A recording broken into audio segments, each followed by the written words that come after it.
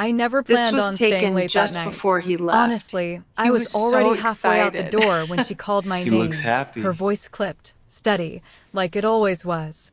Can you look at this for me before you leave? Her office light was the only one still on. The rest of the building was dark, humming faintly with the sound of the air vents. I hesitated at the doorway, laptop bag slung over my shoulder, before stepping back inside.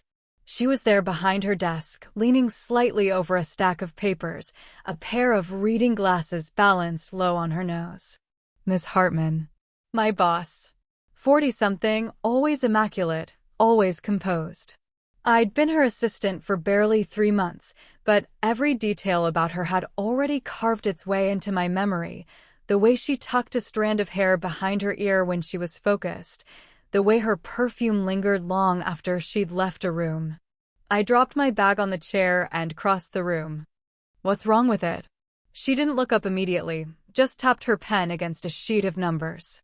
It's probably nothing, but if you could just double-check. I bent over her desk, close enough to notice how faintly her perfume mixed with coffee that had gone cold. The spreadsheet was fine. Perfect, actually. She didn't need me there. Looks good, I said. My voice came out lower than I meant. Finally, she looked up. Her eyes locked on mine, steady, unreadable, but I felt heat crawl into my chest, all the way to my throat. And then she adjusted her glasses and sat back. Then I suppose I kept you for nothing. There was a pause. I should have left right then. But her gaze didn't move, and neither did I. For a second, the office felt too quiet, too private. You don't mind staying late, do you? She asked suddenly, almost like she already knew the answer. I shrugged. Depends on why. Her lips curved, just slightly, the kind of smile that wasn't really a smile at all. She reached for her coffee, grimaced when she tasted it cold, and set it down again. I suppose it's not the work. It's the company. The way she said it was too casual, but her fingers lingered on the rim of her mug, tapping once, then still. My pulse kicked up. I wanted to say something back, but nothing came out. Instead, she changed the subject. You're too young to waste evenings in an office. Don't you have better places to be? Her tone was light, but the question hung heavy. I should have laughed it off, said something about friends waiting at a bar, or homework, or whatever excuse young men are supposed to have. But I couldn't. I'm here, I said finally. That's enough. Her eyes softened for just a flicker, and I swear she almost looked away. Almost. Then the sound of the elevator doors echoed from down the hall, startling both of us back into the present. She gathered the papers quickly, as if remembering herself, and handed them to me. Take these home. Work on them tomorrow. Her fingers brushed mine when I reached for them, light, quick, but enough to set fire along my skin. She pulled her hand back immediately, too quickly, as though the contact itself had been dangerous. And then she said it, low enough that I almost thought I imagined it. You'll never forget tonight. The words froze me in place. The elevator doors closed again in the distance, the hallway quieting. I stood there, papers in my hand, watching her eyes hold mine just a moment longer than they should have before she turned away, leaving me with a silence that felt heavier than any order she'd ever given. I left her office that night with the papers under my arm, but the weight wasn't the pages, it was the words she'd whispered. You'll never forget tonight. They followed me home, into my shower, even into my dreams. I kept replaying the way her fingers brushed mine, the way she looked at me as if she was daring me not to react. The next morning, she was already at her desk when I walked in, hair pinned up, expression calm, as if nothing had happened. Except I noticed, for the first time, that she'd left her jacket draped over the back of the chair instead of hanging neatly. Her coffee cup wasn't where it usually sat. Her order was slightly off. I told myself I was imagining it. By the third week of working late, though, I stopped pretending. She leaned on the edge of her desk that night, papers scattered between us. You know, she said, voice lower than usual, most people would have quit by now. I'm not easy to work for. You're not, I admitted, then immediately wished I hadn't. But she only smiled faintly, almost like she wanted me to say it. And yet you stay. I couldn't tell her the truth, that I stayed because the silence in her office felt better than the noise anywhere else. That the pull I felt toward her was something I couldn't shake even if I wanted to. Instead, I looked down at the papers. Someone has to keep you from drowning in numbers. Her laugh was short, tired. Not the kind you give in meetings, but something smaller, rawer. She pressed a hand to her temple. I'm not sure I'd even notice if I did. That stopped me. She never said things like that. Miss Hartman was always composed, always the one giving direction, never admitting cracks in the surface. Seeing her like this, vulnerable, almost fragile, made me want to step closer, even when I knew I shouldn't. I watched her fingers tap once, then curl against her temple. Her nails were short, practical. No rings. Not anymore, anyway. Rough week? I asked carefully. Rough year, she corrected, then waved it off like she regretted saying it. I didn't push, but the word stuck. The office had gone quiet again, the hum of the lights filling the spaces between us. I could feel myself teetering on the edge of something reckless, like a line I wasn't supposed to cross. She straightened then, smoothing the fabric of her blouse, as if remembering who she was supposed to be in front of me. Still, her eyes lingered on mine. You should go, she said softly. Then, after a pause that made my chest tighten, unless you'd rather stay. My breath caught. She reached out, fingers brushing my arm this time, not by accident, not quickly, but deliberate, light, waiting to see if I'd pull away. I didn't. Her hand lingered on my arm longer than it should have. I could feel the warmth of her touch through my shirt, small but steady, as if she was testing the air between us. I should have stepped back. I should have said something safe, something that reset the room. Instead, I stayed rooted there, every part of me tuned to that single point of contact. Why me? I asked before I could stop myself. Her brow creased slightly. What do you mean? You could have asked anyone to stay late. Anyone to help. Why me? The silence stretched. She let her hand fall, folding it neatly with the other on the desk, as if retreating behind an invisible wall. But her eyes didn't waver. Because you notice things, she said at last. Most people don't. It landed heavier than I expected. I noticed the tension in her shoulders, the way she adjusted her blouse like armor, the faint line at the corner of her mouth she didn't let anyone else see. But hearing her acknowledge it made me feel exposed too, like she'd seen through me just as much. Before I could answer, her phone buzzed on the desk. The sudden vibration cut sharp through the quiet. She glanced at the screen, jaw tightening, and flipped it over without answering. Sorry, she murmured. But she didn't explain. That single act, ignoring the call, choosing this moment instead, made the room feel even smaller. I tried to pull back, to ground myself in professionalism. We should probably finish the reports, I said, stacking the papers though my hands weren't steady. Do you really think that's what this is about? She asked quietly. My throat tightened. She wasn't smiling, wasn't teasing.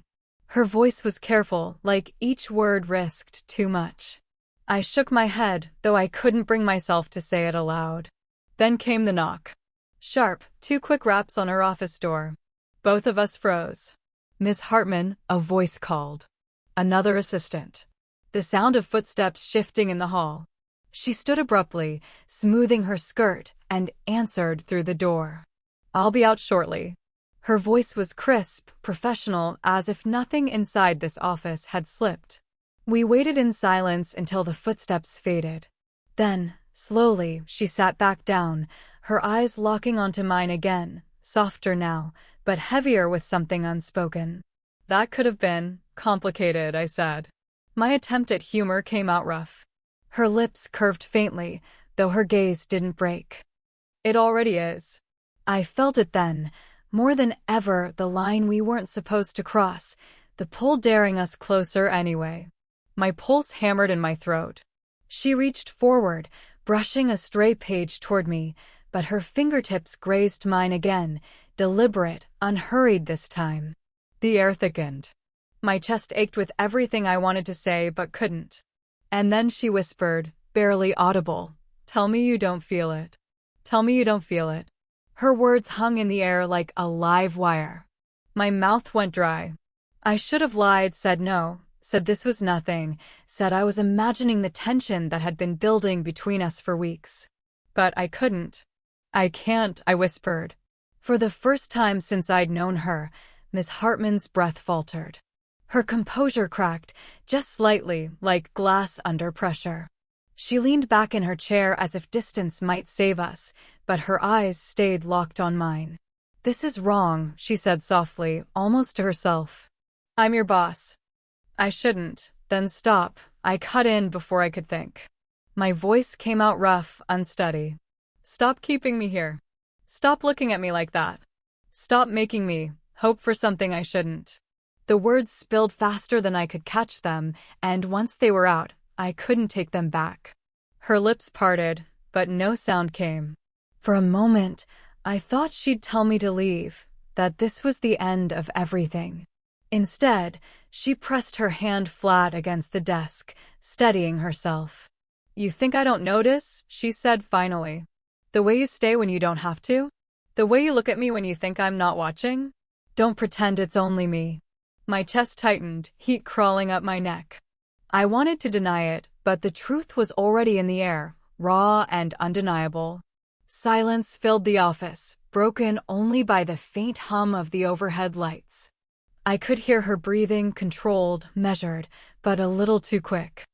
I shifted closer, not touching her, but close enough that I could see the faint tremor in her hand where it rested on the desk.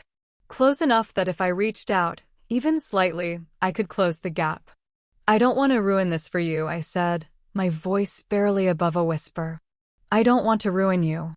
Her eyes softened, pain flickering there. "You already have," she murmured. But there was no anger in it, only confession, quiet and bare.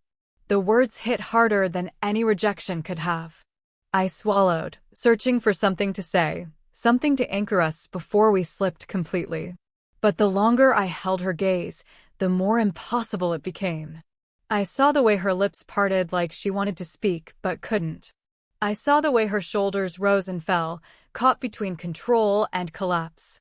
I leaned forward, instinct pulling me, and for a heartbeat our faces were closer than they had any right to be. Close enough that I could feel the warmth of her breath, close enough that one more inch would shatter everything. Neither of us moved. The moment stretched, unbearable, and then she whispered, "What happens if we stop pretending? What happens if we stop pretending?" Her questions still hung between us when the sound broke, her phone buzzing again, louder this time, insistent. She closed her eyes briefly, as though the interruption had been inevitable. Then, with a sharp breath, she flipped the phone over. The name flashing on the screen hit me harder than I expected. Daniel. I'd seen it before, months ago, when she left her phone on her desk. Back then I thought nothing of it. Tonight, though, I couldn't stop myself. "Who keeps calling you?" The words slipped out before I could pull them back. Her eyes snapped to mine, startled, not angry, not yet, but caught. "That's not your business." But she didn't end the call. She didn't silence it either. She let it buzz out, one ring after another, until the room fell quiet again. Only then did she speak. "My ex-husband." The words were clipped, but her jaw was tight, her fingers curled into the desk like the truth had cost her. I froze. Somehow, I'd never let myself think of her in that context, not as someone broken open by someone else, not as someone carrying invisible weight long before I walked into her office. "He still thinks he has a right to interrupt my life," she added bitterly, almost under her breath. "Even now." Her voice cracked on that last word. Subtle, almost hidden, but I heard it. I felt it. I stepped closer before I thought about it. "That's why you stay late."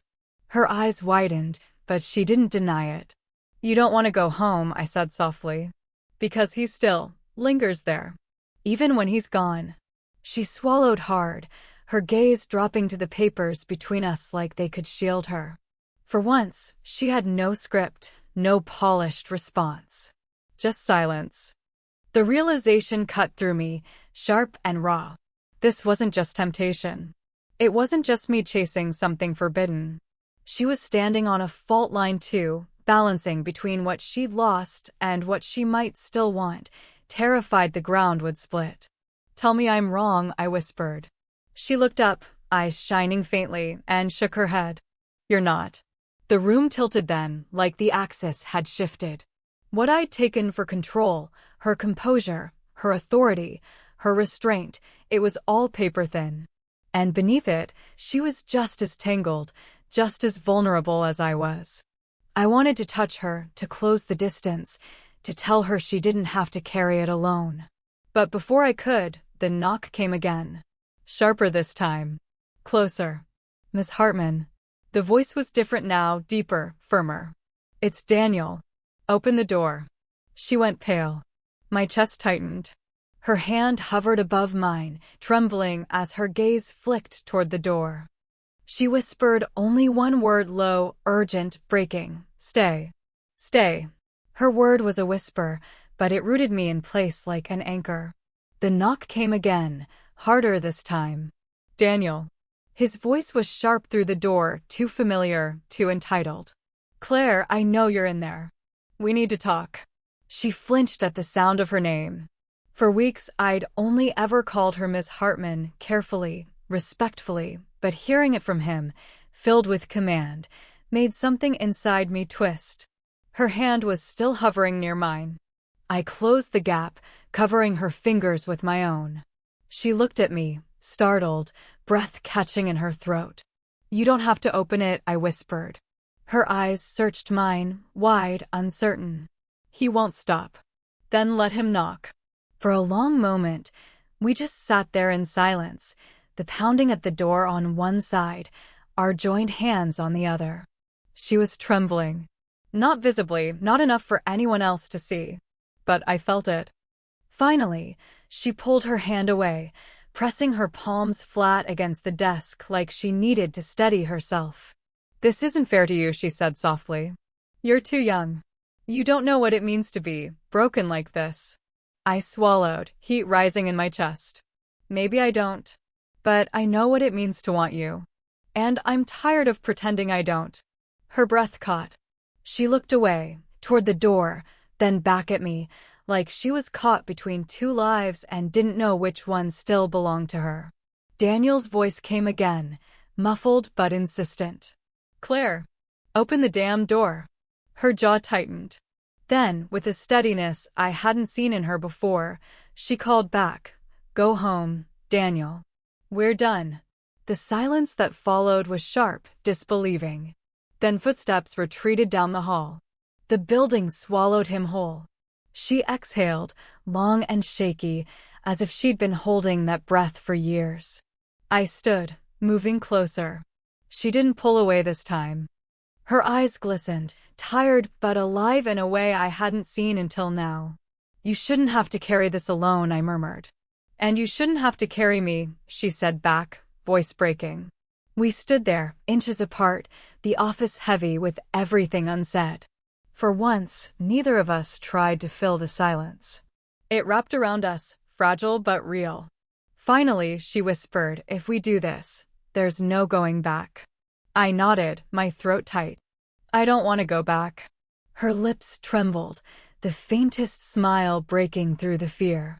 Slowly, carefully, she reached for my hand again, not trembling this time, not uncertain. And when her fingers laced with mine, the weight between us didn't feel forbidden anymore. It felt chosen. The office felt different after that. Lighter somehow, though nothing had truly changed. Same desk, same papers, same hum of the fluorescent lights. But the silence between us wasn't heavy anymore.